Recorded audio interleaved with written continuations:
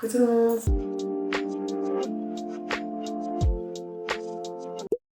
Aujourd'hui je suis trop contente parce qu'on va se retrouver dans une petite vidéo comme à l'ancienne parce qu'on va faire un tag. Oui, un tag, on est en 2015. Ah oui, et avant de commencer, comme vous pouvez le voir, je filme chez mes parents, mais j'ai laissé mon micro chez moi, comme une débile. Donc je suis désolée, le son est pas aussi bon que sur la précédente vidéo, que sur celle d'avant, j'avais mis mon nouveau micro et dès la deuxième, je l'oublie. Voilà, désolée. Alors j'ai vu cette vidéo sur la chaîne de Emma, Cool Girl Loves Book. Voilà, désolée pour mon accent. J'ai adoré, vraiment, ça m'a trop rappelé l'époque YouTube 2015 où on regardait les petits tags, etc. Et ça m'a donné vraiment beaucoup envie de le faire. En plus, c'est vrai que je ne me suis pas vraiment présentée sur cette chaîne. Je parle de mes goûts de lecture, donc ça je pense que vous commencez un peu à comprendre ce que j'aime ou non.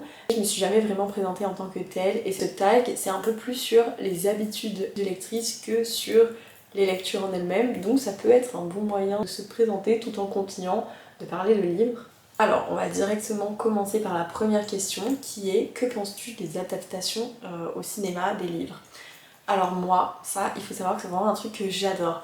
Et même si l'adaptation est nulle, j'aime trop le fait qu'il y ait une adaptation et de pouvoir mettre des images sur tout ce que j'ai pu lire. Même si on va pas se mentir, je suis souvent déçue parce que je me fais des idées précises des personnages, des scènes, etc. comment ça se passe. Mais je sais pas, je trouve ça trop satisfaisant quand même de redécouvrir une histoire qu'on connaît déjà mais avec les images. Et en plus c'est un bon moyen pour faire découvrir aux non-lecteurs des histoires qu'on a adorées. Ça permet de les faire découvrir au plus grand nombre et ça je trouve ça trop bien parce que c'est vrai que des fois entre lecteurs il n'y a pas non plus énormément de gens qui lisent, même s'il y en a de plus en plus, et donc on a des petites rêves que entre nous on partage, et moi par exemple avec mes amis non lecteurs je les partage pas forcément, et le fait qu'il y ait des adaptations de ce que je lis, ça fait qu'en fait eux ils peuvent regarder le film et après on peut en parler, enfin voilà, donc je trouve ça juste trop bien. En ce moment il y en a de plus en plus, donc je suis la plus heureuse du monde. Là bientôt on va avoir La Femme de ménage, il y a Campus Drivers qui a été annoncé, donc ça aussi c'est trop bien qu'on se mette à adapter aussi des livres français. Parce que c'est vrai qu'on a beaucoup vu d'adaptations de livres d'autrices ou d'auteurs américains, mais pas de français. Donc là c'est trop bien, il y en a plein, il y a Alex Stone, bon je l'ai pas lu, mais je sais que la fanbase de Alex Stone est énorme, donc il y a plein de gens qui attendent avec impatience ces adaptations. C'est vrai que comme je vous l'ai dit, on a très souvent tendance à être un petit peu déçu parce que forcément le film ne peut pas tout reprendre. Dans un livre on a vraiment la psychologie des personnages, on est dans leur tête, on a toutes leurs pensées, etc. Donc c'est différent qu'un film où c'est plus superficiel on va dire, même si il y a de très bonnes adaptations. Souvent le livre est quand même meilleur.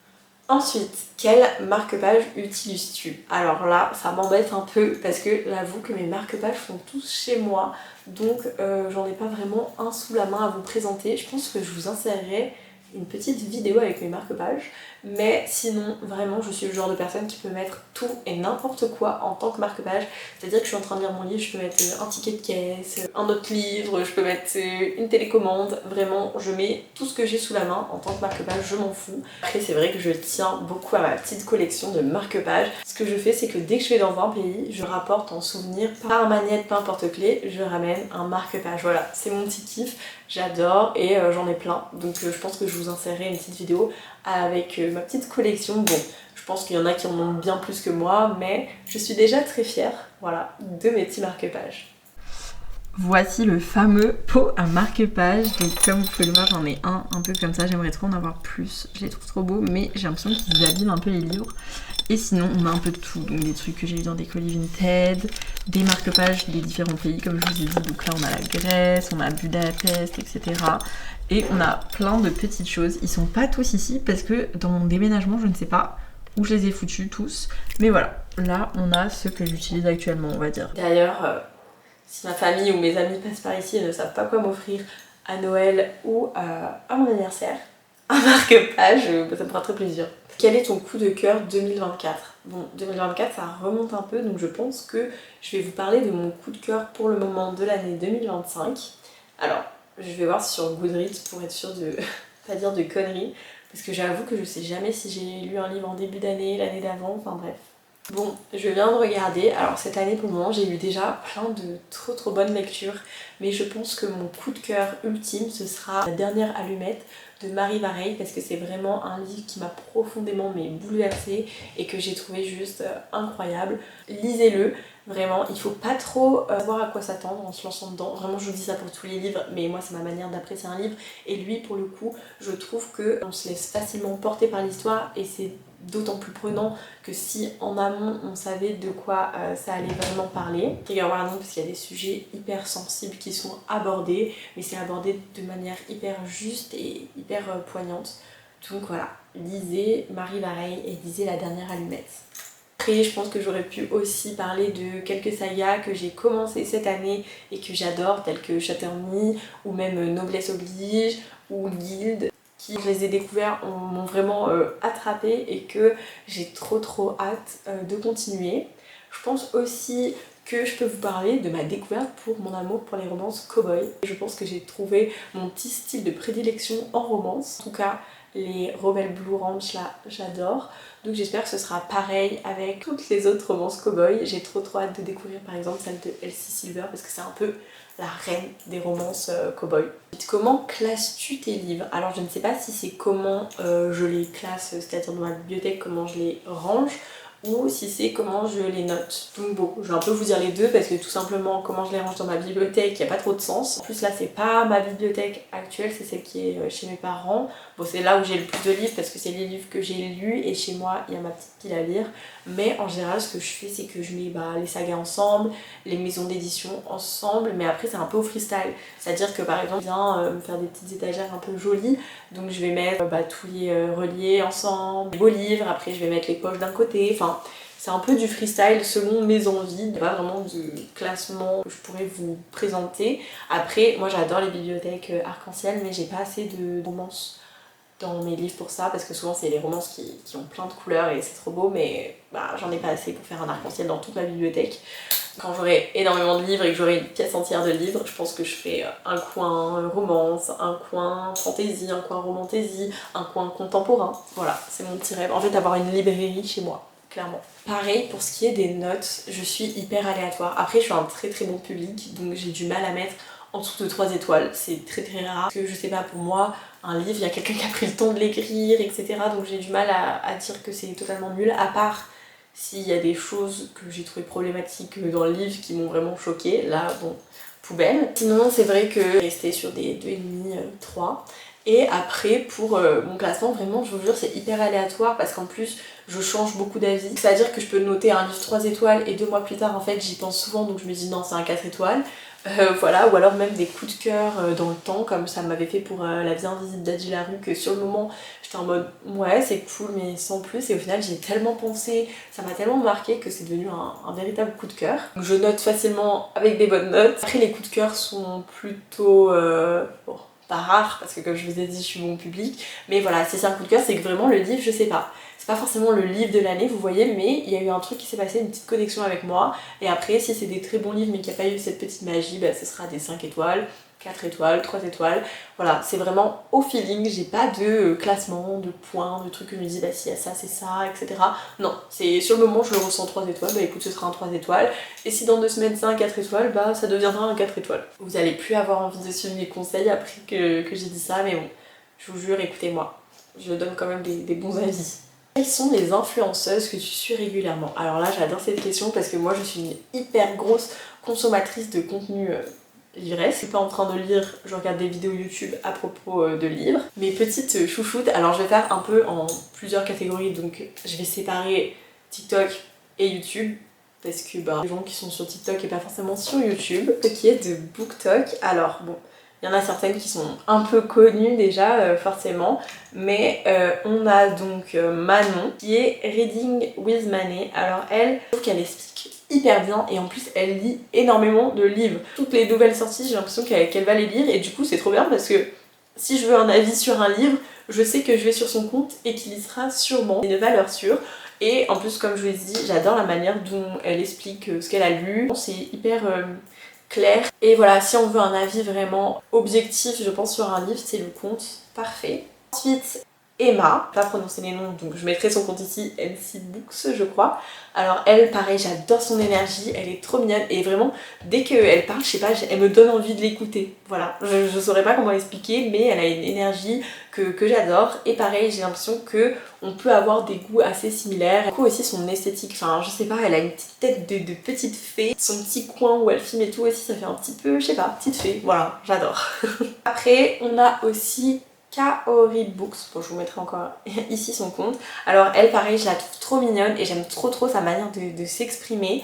Vraiment je pourrais l'écouter pendant des heures. Surtout les gens pour ce qu'ils lisent parce que j'ai besoin de pouvoir moi avoir des conseils sur les livres que je vais lire et donc me référer à eux. Elle pareil que celle que je vous ai présentée précédemment, c'est des lectures dans lesquelles je me reconnais et pour lesquelles je pourrais craquer moi-même. Donc ça m'intéresse forcément. Sur YouTube, on a, elle c'est un peu ma maman, vraiment j'ai grandi avec ses vidéos, c'est-à-dire que depuis Amour sucré, je la suis et après elle s'est vachement tournée vers le contenu livresque, etc. Bon là, elle a eu un petit bébé, elle a fait un peu moins de vidéos, etc. mais elle reprend doucement, c'est Petit Boudou Boudou, bon je pense que vous devez la connaître. Moi c'est vraiment notre grande sœur à toutes, enfin vraiment j'ai grandi avec ses conseils, avec ses avis. Qu'elle sort une nouvelle vidéo, que ce soit à propos des livres ou non, je la regarde. Vraiment j'adore sa manière de penser, de s'exprimer. C'est, je vous dis, ma grande sœur spirituelle vraiment. Donc si vous ne la connaissez pas, je vous conseille d'aller voir sa chaîne. Elle en a plusieurs, elle en a une plus globale, donc c'est Tiboudou Boudou je pense. Et après elle a Tiboukine qui est plus tournée vers tout ce qui est contenu livresque, etc. Ensuite, on a deux sœurs que j'adore parce que vraiment ces vidéos, je sais pas, elles me font trop rire, elles ont trop une dynamique toutes les deux. Souvent elles font des vidéos longues et j'adore vraiment mettre ça et pendant ce temps faire mes petits coloriages, faire mes petits trucs et tout. Enfin, elles m'accompagnent dans ma vie de tous les jours, c'est les indélivrables. Donc pareil, je mettrai votre chaîne ici. Elles ont l'air vraiment adorables et elles ont deux personnalités hyper distinctes mais en même temps complémentaires. Donc j'adore suivre leurs vidéos. En plus, elles lisent un peu de tout parce qu'en plus elles sont deux, donc ça réunit tous les genres et voilà, je les adore, elles sont trop fun, elles sont trop mimi, donc je vous invite à aller les suivre également. Si elles ont déjà pas mal d'abonnés, elles sont déjà pas mal connues, je ne suis personne pour recommander leur chaîne, mais au cas où, si vous ne les connaissez pas, je vous invite à aller voir. Continuez, je vous en ai parlé vu que c'est la personne qui m'a donné envie de faire ce tag. Alors elle, c'est vraiment, je pense, ma chouchoute, c'est-à-dire que dès qu'elle fait une vidéo, je m'empresse de la regarder. J'adore tout ce qu'elle fait, j'adore sa personne, enfin, je la connais pas, mais en tout cas la personnalité qu'elle retranscrit, je l'adore.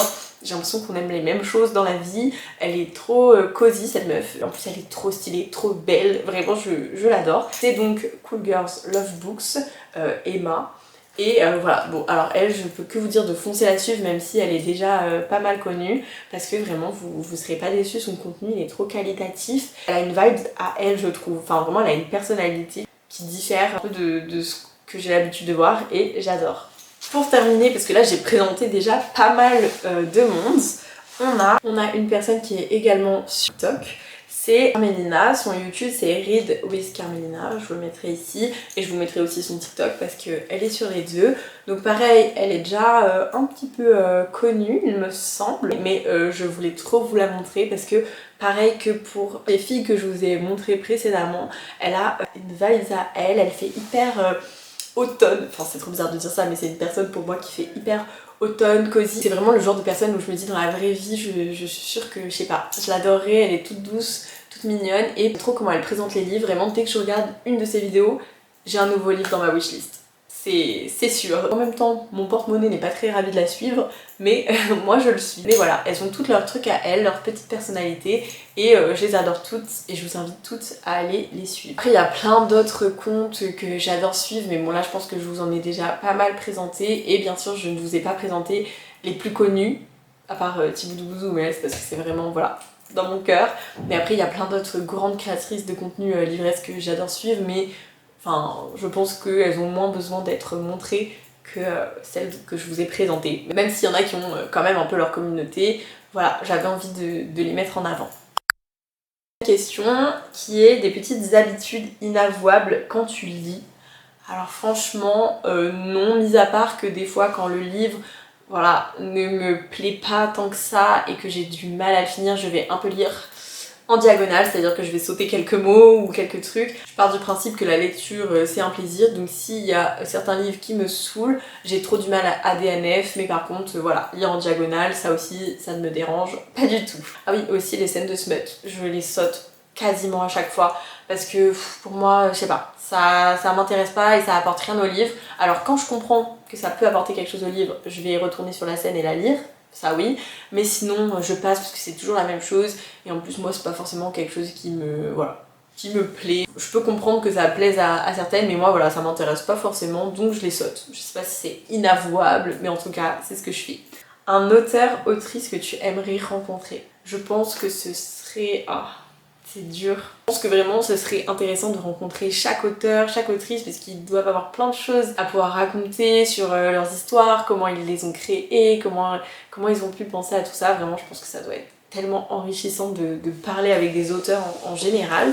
Mais si je devais en choisir qu'une, je pense que au vu de ce que je sais des auteurs, je connais pas forcément la personnalité de chaque auteur ou autrice parce que je les suis pas assidûment. Mais c'est vrai que Tahereh Mafi, je pense qu'on a vraiment les mêmes idées sur le monde, sur la vie, etc. Elle a des combats qui me tiennent à cœur, elle a des prises de position qui me tiennent à cœur également. Et j'adore ses écrits pour ce que j'en ai lu pour le moment. Désolée si le cadrage a bougé, j'avais plus de place sur ma carte mémoire. Du coup, je disais que pour moi, je pense que ce serait hyper enrichissant de rencontrer, voilà, Tahereh Mafi. Où achètes-tu tes livres? Alors vraiment partout. C'est-à-dire que j'ai pas d'endroit précis, ça peut être aussi bien sur Vinted, sur la bourse aux livres, que en librairie ou même à la Fnac. Même si je sais que c'est mieux de privilégier les petites librairies, etc. Des fois il n'y a pas tout, donc aller à la Fnac ou à Cultura, ça peut aider. Moi j'habite sur la Côte d'Azur, donc si je peux vous recommander des petites librairies, enfin des petites grandes librairies, parce que la première que je vais vous conseiller c'est la Sorbonne, qui est vraiment ma librairie préférée à Nice. Je la trouve trop belle, il y a du choix, puis j'adore comment c'est présenté, comment c'est disposé. Pour moi c'est donc un incontournable. Et ensuite, bientôt il va y avoir la première librairie spécialisée en romance, romantasy qui va ouvrir, donc ça vraiment j'ai trop hâte. Ça va s'appeler l'Envolée Librairie. L'ouverture il me semble que c'est le 25 novembre. Donc j'attends le 25 novembre avec impatience. La prochaine question c'est en ce moment quel genre littéraire tu lis le plus? Comme je vous l'ai déjà dit, je lis de tout et c'est vrai qu'en ce moment bah, je lis de tout. Récemment j'ai plutôt lu des trucs assez psychologiques on va dire, parce qu'il y avait Le Maître des Illusions, plus Dark Academia, et après j'ai lu Le Purgatoire des Innocents qui est plus un thriller mais toujours dans cet aspect un peu psychologique. Donc des lectures assez lourdes, mais là je vais me concentrer sur des lectures un petit peu plus légères parce que je vais rentrer dans l'ère livre de Noël. Un livre à la fois ou plusieurs, bah moi je suis vraiment dans la team de plusieurs livres en même temps sur différents supports, donc vraiment j'adore avoir un livre sur ma liseuse, un livre en audio et un livre en papier, voire même plusieurs livres en papier. J'adore avoir plein de lectures en même temps, comme ça quand une lecture me pèse trop ou quand j'arrive pas à avancer dans une lecture, bah j'ai toujours une autre pour un peu contrebalancer. Puis voilà, par exemple quand on est dans les transports, on n'a pas forcément la possibilité d'amener notre livre, etc. Donc un petit livre audio, ça fait toujours plaisir. Il y a tellement d'histoires que j'ai envie de lire que j'ai trop du mal à me focus sur une seule histoire, même si en général j'ai plusieurs livres et puis un jour je vais me finir un des livres en entier. Je ne lis pas vraiment sur la durée, tous un petit peu, enfin ça c'est au début en général, et puis il y a un moment où j'ai trop envie de connaître la fin de l'histoire et donc je vais le lire d'une traite. La prochaine question était quelle est ta lecture en cours, et c'est Mort de Tom Dimity. Alors je parle beaucoup de cette personne dans cette vidéo, mais encore une fois j'ai eu envie de le lire parce que je l'ai vu sur la chaîne de Cool Girls Love Books. En plus il avait un tout petit prix, 10 €, donc je me suis dit pour découvrir les Cozy Mystery c'est vraiment parfait, et c'est pour ça que j'ai craqué pour ce petit livre parce que je me suis dit voilà, on rentre dans l'hiver, on a besoin de confort, d'un truc un peu cocon pour pallier la dépression hivernale tout simplement, donc un petit Cozy Mystery, je pense que ça pourrait être parfait. Bon là j'en suis vraiment aux 50 premières pages, donc j'ai pas lu grand chose et on n'est pas encore vraiment dans l'histoire, mais pour le moment j'adore la plume. Sur quel site communautaire en rapport avec la lecture aimes-tu aller? Donc je comprends pas trop la question. Comment ça? Genre quelles applications un peu... qu'est-ce que j'aime en rapport avec la lecture? je ne sais pas. Mais en tout cas, moi, bah, comme je vous l'ai dit, je suis une hyper grande consommatrice de contenu littéraire, donc que ce soit sur TikTok, Instagram, YouTube. Bon, j'avoue, j'ai une petite préférence pour YouTube parce que voilà, j'adore les formats longs, et sinon de partout. Et après, pour ce qui est des notes de livres, etc., j'utilise Goodreads. Voilà, je vais vous laisser mon Goodreads juste ici. Et d'ailleurs, je vais vous mettre en description mon compte Instagram et mon compte TikTok. Si vous voulez me rejoindre aussi sur ces plateformes, c'est avec grand plaisir. Voilà, j'ai pas trop compris la question, mais tout ce qui est en rapport avec le livre, en général, je suis présente parce que j'adore ça. Livre papier ou numérique? Alors bon, j'adore les deux parce que je peux lire aussi bien en numérique qu'en papier, mais j'ai quand même une petite préférence dans mon cœur pour le livre papier. Enfin, je trouve que pour moi, un livre déjà c'est tellement un bel objet, puis il y a tout ce qui est sensation des pages, se plonger vraiment dans son livre, et puis des trucs tout bêtes comme pouvoir voir un peu à peu près à combien on en est, regarder la taille des chapitres, etc. Enfin, j'adore tout dans l'objet livre. Mais après la lecture numérique, c'est vrai que j'ai l'impression que je lis plus vite en numérique. Les livres sur ma liseuse en général, je les lis beaucoup plus vite, mais j'ai l'impression que je vais moins assimiler ce que je lis. Comme les livres audio, je sais pas comment expliquer. J'ai l'impression que je suis moins imprégnée de l'histoire en général que dans un livre où vraiment je vais me plonger dedans. Ça me fait plus ça quand même avec les livres audio où vraiment j'ai plus tendance à décrocher, mais les livres numériques, je décroche un tout petit peu plus que les livres papier. Et on arrive à la dernière question, bon tant mieux parce que je crois que la vidéo fait déjà 3 heures, je parle trop. Je suis désolée. Quel est ton endroit préféré pour lire? Alors encore une fois, vous allez vous dire je n'ai réponse à rien en fait, parce que je n'ai pas vraiment d'endroit préféré pour lire, j'ai pas de lieu de prédilection. Je peux lire de partout, sachant que j'ai pas forcément le choix des fois parce que mes seuls moments pour lire c'est souvent à ma pause du midi et dans les transports. Donc les lieux où je lis le plus au final c'est dans le tram et au travail. Ça fait pas rêver, mais on va dire que les moments que j'apprécie le plus, c'est vraiment quand je me pose dans un petit café. C'est très cliché, hein. Oui, je suis un cliché, mais quand je me pose dans un petit café pour lire, vraiment là, je sais que ça va être mon moment, quoi. J'adore. Ça m'arrive pas du tout régulièrement, hein. Qu'on se le dise, vraiment c'est très rare, mais ce serait vraiment mon endroit de prédilection, je pense. Et sinon, bah, dans mon lit, par terre, vraiment partout. Je lis de partout. C'est fini pour cette petite vidéo, j'espère qu'elle vous aura plu et que ça vous aura appris un petit peu plus de choses sur moi. En tout cas moi j'ai adoré ce concept de répondre à des questions. Si ça vous a plu, je vous laisse mettre un petit commentaire pour me soutenir, ça fait toujours plaisir. Alors, moi je vous laisse et je vous dis à bientôt pour une prochaine vidéo.